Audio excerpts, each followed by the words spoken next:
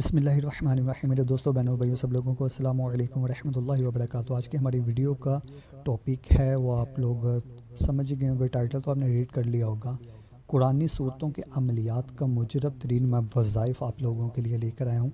ये आप करेंगे तो इंशाअल्लाह अज़्ज़ व जल फ़ायदा हासिल होगा। आज के हमारे 3 वज़ाइफ़ हैं। हर वीडियो में 3 वज़ाइफ़ करके भेज रहा हूँ। पहला हमारा वज़ाइफ़ है, कोई भी बुखार ना उतरता हो, किसी भी किस्म का बुखार हो, डॉक्टरों के पास आप जा चुके हो, इलाज मुमकिन ना हो, तो वो आप ये अमल करेंगे तो इंशाअल्लाह अज़्ज़ व जल फ़ायदा हासिल करेंगे।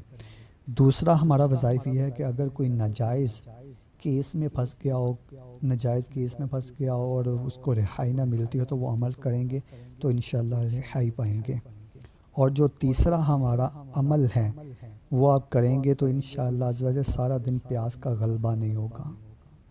वीडियो की तरफ बढ़ने से पहले आप मेरे चैनल को सब्सक्राइब कर दें, घंटी के बेल को प्रेस कर दें ताकि मेरे नए आने वाली वीडियो सबसे पहले आपको मिले। नंबर 1, अगर कोई शख्स बुखार में मुब्तला है तो थोड़ी सी पाक रुई हाथ में लेकर फिर 11 मरतबा दुरूद शरीफ और 7 मरतबा सूरह फतिहा पढ़ कर इस पर दम करे और इस रुई को बीमार के दाएं कान में ठोंस दें। इसके बाद दूसरी रुई लेकर 5 बार इस पर सूरह फतिहा पढ़कर बाएं कान में डाल दें। इसके बाद 11 मरतबा दुरूद शरीफ पढ़ें।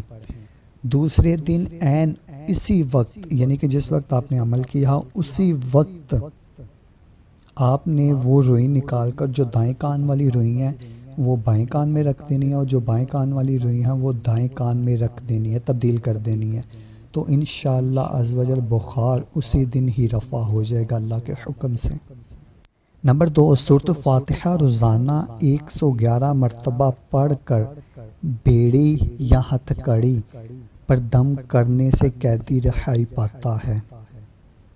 नंबर 12, सुबह सादक के वक्त एक बार सूरह फातिहा पढ़ कर दोनों हथेलियों पर दम कर कर चेहरे पर फेरने से इस दिन उसका प्यास का गलबा ना होगा इंशाअल्लाह अज़्ज़ व जल।